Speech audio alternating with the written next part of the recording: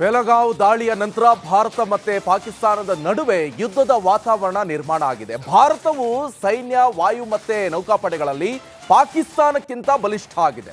ರಕ್ಷಣಾ ಬಜೆಟ್ ಮತ್ತೆ ತಂತ್ರಜ್ಞಾನದ ವಿಷಯದಲ್ಲೂ ಕೂಡ ಭಾರತವು ಮುಂದಿದೆ. ಯುದ್ಧ ಇನ್ ಕೇಸ್ ಏನಾದರೂ ನಡೆದರೆ ಪಾಕಿಸ್ತಾನ ನಮ್ಮ ಮುಂದೆ ಎಷ್ಟು ದಿನ ನಿಲ್ಬಲ್ಲದು? ಬನ್ನಿ ಈ ಸ್ಟೋರಿ.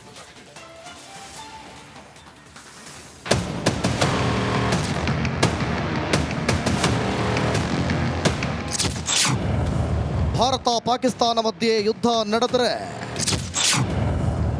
ನಮ್ಮನ್ನ ಎದುರಿಸುವ ಶಕ್ತಿ ಉಗ್ರ ರಾಷ್ಟ್ರಕ್ಕಿದೆಯಾ? ಪ್ರೋತ್ಸಾಹ ನೀಡುತ್ತಾ ಭಾರತದ ವಿರುದ್ಧ ಕತ್ತಿ ಮಸೆಯುತ್ತಿರುವ ಪಾಕಿಸ್ತಾನಕ್ಕೆ ಭಾರತ ತಿರುಗೇಟು ನೀಡಿದೆ. ಇದರ ಮಧ್ಯೆ ಎರಡು ದೇಶಗಳ ಭದ್ರತಾ ಸಾಮರ್ಥ್ಯಗಳ ಅವಲೋಕನ ಮಾಡಬೇಕಿರುವ ಅಗತ್ಯವಿದೆ.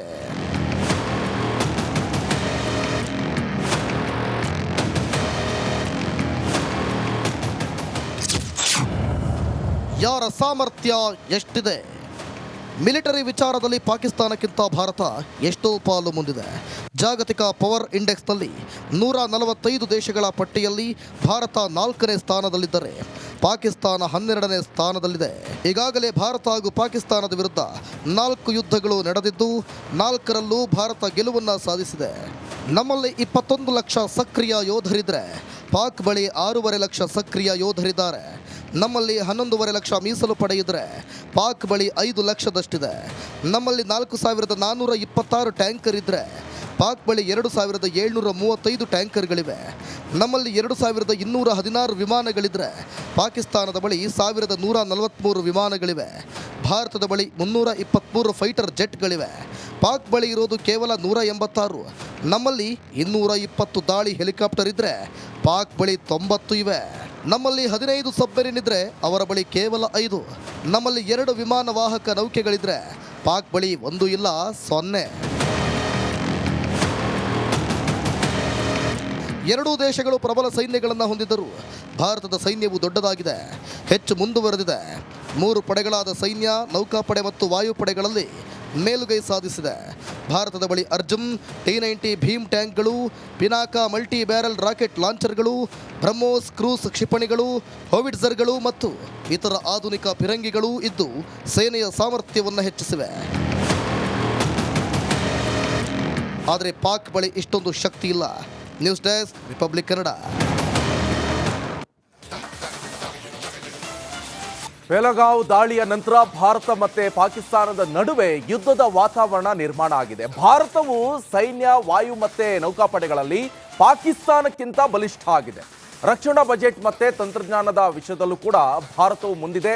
ಯುದ್ಧ ಇನ್ ಕೇಸ್ ಏನಾದರೂ ನಡೆದರೆ ಪಾಕಿಸ್ತಾನ ನಮ್ಮ ಮುಂದೆ ಎಷ್ಟು ದಿನ ನಿಲ್ಬಲ್ಲದು?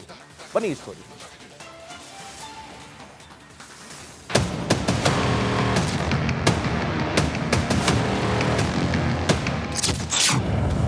ಭಾರತ ಪಾಕಿಸ್ತಾನ ಮಧ್ಯೆ ಯುದ್ಧ ನಡೆದರೆ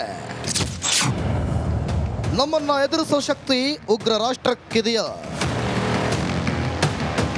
ಪ್ರೋತ್ಸಾಹ ನೀಡುತ್ತಾ ಭಾರತದ ವಿರುದ್ಧ ಕತ್ತಿ ಮಸೆಯುತ್ತಿರುವ ಪಾಕಿಸ್ತಾನಕ್ಕೆ ಭಾರತ ತಿರುಗೇಟು ನೀಡಿದೆ.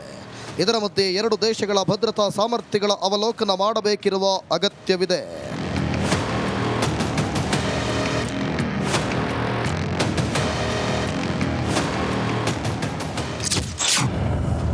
ಯಾರ ಸಾಮರ್ಥ್ಯ ಎಷ್ಟಿದೆ? ಮಿಲಿಟರಿ ವಿಚಾರದಲ್ಲಿ ಪಾಕಿಸ್ತಾನಕ್ಕಿಂತ ಭಾರತ ಎಷ್ಟೋ ಪಾಲು ಮುಂದಿದೆ. ಜಾಗತಿಕ ಪವರ್ ಇಂಡೆಕ್ಸ್ನಲ್ಲಿ 145 ದೇಶಗಳ ಪಟ್ಟಿಯಲ್ಲಿ ಭಾರತ 4ನೇ ಸ್ಥಾನದಲ್ಲಿದ್ದರೆ ಪಾಕಿಸ್ತಾನ 12ನೇ ಸ್ಥಾನದಲ್ಲಿದೆ. ಈಗಾಗಲೇ ಭಾರತ ಹಾಗೂ ಪಾಕಿಸ್ತಾನದ ವಿರುದ್ಧ 4 ಯುದ್ಧಗಳು ನಡೆದಿದ್ದು 4ರಲ್ಲೂ ಭಾರತ ಗೆಲುವನ್ನು ಸಾಧಿಸಿದೆ. ನಮ್ಮಲ್ಲಿ 21 ಲಕ್ಷ ಸಕ್ರಿಯ ಯೋಧರಿದ್ರೆ ಪಾಕ್ ಬಳಿ 6.5 ಲಕ್ಷ ಸಕ್ರಿಯ ಯೋಧರಿದ್ದಾರೆ. ನಮ್ಮಲ್ಲಿ 11.5 ಲಕ್ಷ ಮೀಸಲು ಪಡೆಯಿದ್ರೆ ಪಾಕ್ ಬಳಿ 5 ಲಕ್ಷದಷ್ಟಿದೆ. ನಮ್ಮಲ್ಲಿ 4426 ಟ್ಯಾಂಕರ್ ಇದ್ದರೆ ಪಾಕ್ ಬಳಿ 2735 ಟ್ಯಾಂಕರ್ಗಳಿವೆ. ನಮ್ಮಲ್ಲಿ 2216 ವಿಮಾನಗಳಿದ್ರೆ ಪಾಕಿಸ್ತಾನದ ಬಳಿ 1143 ವಿಮಾನಗಳಿವೆ. ಭಾರತದ ಬಳಿ 323 ಫೈಟರ್ ಜೆಟ್ಗಳಿವೆ. ಪಾಕ್ ಬಳಿ ಇರೋದು ಕೇವಲ 186. ನಮ್ಮಲ್ಲಿ 220 ದಾಳಿ ಹೆಲಿಕಾಪ್ಟರ್ ಇದ್ದರೆ ಪಾಕ್ ಬಳಿ 90 ಇವೆ. ನಮ್ಮಲ್ಲಿ 15 ಸಬ್ಮರೀನ್ ಇದ್ದರೆ ಅವರ ಬಳಿ ಕೇವಲ 5. ನಮ್ಮಲ್ಲಿ 2 ವಿಮಾನ ವಾಹಕ ನೌಕೆಗಳಿದ್ರೆ ಪಾಕ್ ಬಳಿ 1 ಇಲ್ಲ, 0. ಎರಡೂ ದೇಶಗಳು ಪ್ರಬಲ ಸೈನ್ಯಗಳನ್ನು ಹೊಂದಿದ್ದರೂ ಭಾರತದ ಸೈನ್ಯವು ದೊಡ್ಡದಾಗಿದೆ, ಹೆಚ್ಚು ಮುಂದುವರೆದಿದೆ. 3 ಪಡೆಗಳಾದ ಸೈನ್ಯ, ನೌಕಾಪಡೆ ಮತ್ತು ವಾಯುಪಡೆಗಳಲ್ಲಿ ಮೇಲುಗೈ ಸಾಧಿಸಿದೆ. ಭಾರತದ ಬಳಿ ಅರ್ಜುನ್, T-90 ಭೀಮ್ ಟ್ಯಾಂಕ್ಗಳು, ಪಿನಾಕ ಮಲ್ಟಿ ಬ್ಯಾರಲ್ ರಾಕೆಟ್ ಲಾಂಚರ್ಗಳು, ಬ್ರಹ್ಮೋಸ್ ಕ್ರೂಸ್ ಕ್ಷಿಪಣಿಗಳು, ಹೋವಿಟ್ಜರ್ಗಳು ಮತ್ತು ಇತರ ಆಧುನಿಕ ಫಿರಂಗಿಗಳು ಇದ್ದು ಸೇನೆಯ ಸಾಮರ್ಥ್ಯವನ್ನು ಹೆಚ್ಚಿಸಿವೆ. ಆದರೆ ಪಾಕ್ ಬಳಿ ಇಷ್ಟೊಂದು ಶಕ್ತಿ ಇಲ್ಲ. News desk, republic Kannada.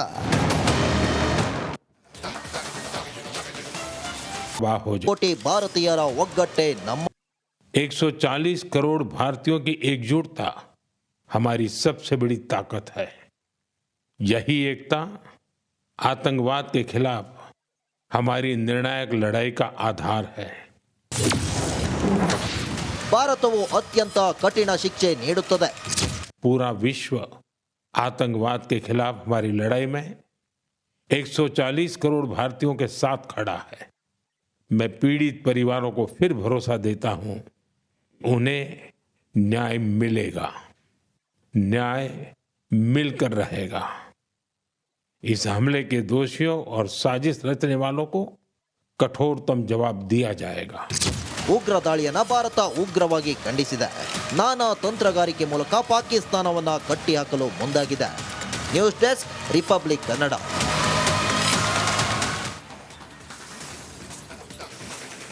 Pakistan ಪ್ರೇರಿತ ಉಗ್ರರು ಪಹಲಗಾಂವ್ನಲ್ಲಿ ಭೀಕರ ದಾಳಿಯನ್ನು ನಡೆಸಿದ್ದಾರೆ. ಭಾರತ ಕೂಡ ಪಾಕಿಸ್ತಾನದ ವಿರುದ್ಧ ಛಾಯ ಸಮರ ಸಾರಿದೆ. ಇದರ ಮಧ್ಯೆ ಪ್ರಧಾನಿ ನರೇಂದ್ರ ಮೋದಿ ಅಕ್ಷರಶಃ ಅಬ್ಬರಿಸಿದ್ದಾರೆ.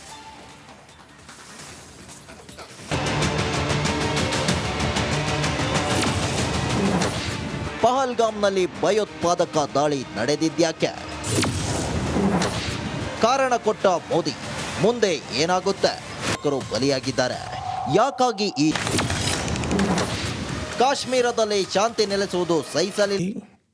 स्कूल कॉलेजों में एक वाइब्रेंसी थी, निर्माण कार्यों में अभूतपूर्व गति आई थी, लोकतंत्र मजबूत हो रहा था, पर्यटकों की संख्या में रिकॉर्ड बढ़ोतरी हो रही थी, लोगों की कमाई बढ़ रही थी, युवाओं के लिए नए अवसर तैयार हो रहे थे. देश के दुश्मनों को, जम्मू कश्मीर के दुश्मनों को ये रास नहीं आया. आतंकी और आतंक के आका चाहते हैं कश्मीर फिर से तबाह हो जाए. ಕೋಟಿ ಭಾರತೀಯರ ಒಗ್ಗಟ್ಟೆ ನಮ್ಮ 140 करोड़ भारतीयों की एकजुटता हमारी सबसे बड़ी ताकत है. यही एकता आतंकवाद के खिलाफ हमारी निर्णायक